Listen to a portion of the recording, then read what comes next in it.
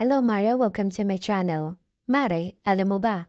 Kim Chu at Sian Lim, stick bago hiwalayan. Tara, let's spill the tea. Isang espesyal na balita, ang kwento ng paghihiwalay ni na Kim Chu at Sian Lim.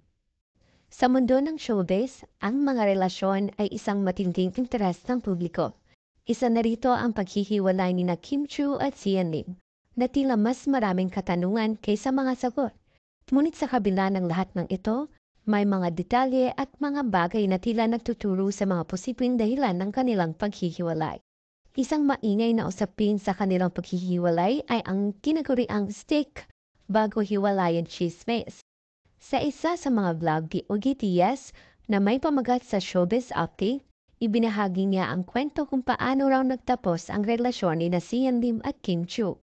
Ayon sa kanya, nag-request si Sian Lim kay Kim Chu na ipagluto siya sa kanyang paboritong steak na siya namang ikinatuwa ni Kim Chu at excited ang dalaga. Ngunit pagkatapos nilang maghapunan, biglang sinabi ni Sian Lim na tapusin na natin ang relasyon kasi wala naman itong patutunguhan. Kasi ayaw naman sa family mo, sa akin, at yung iba mong friends. Totoo kaya ang chismis na ito? Sa isang episode na Showtime na may temang Especially for You, ibinahagi ni Kim Chu ang isang tanong na bumabagabag sa kanya. Kung mahal mo ang isang tao, bakit mo siya iniwan? At kung iniwan mo na, bakit ka pa babalik? Pahayag ni Kim Chu. Gayunpaman, sa kabila ng mga pagsubok, unti-unti nang nakabangon si Kim Chu. Kasama niya rin si Paolo Abilino na nagbigay ng suporta sa kanya sa panahon ng kanyang paghihiwalay.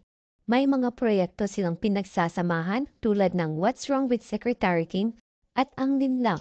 Pero mare, ang chismis ay tila kinumprima ni Vice Ganda ang steak bago hiwalayan. Nagchismis ni na Sian Lim at Kim Chu. Ito ay dahil sa isang pahayag ni Vice sa isang mga episode na Especially for You. Sa naturang episode, napag-usapan nila ang pagtanggap ng regalo mula sa isang taong balak ng makipaghiwalay.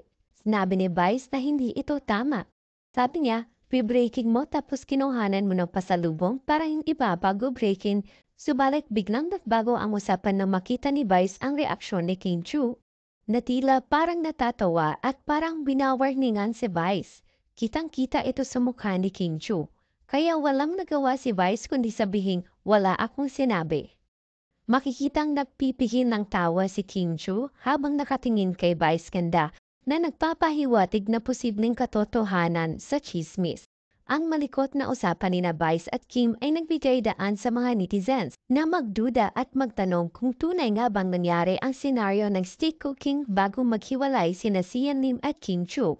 Ito ay isang patunay sa chismis o simpleng biro lamang. Ang katanungan ay nananatili at umaasa ang mga fans sa higit pang mga paliwanag. Yun lang mare.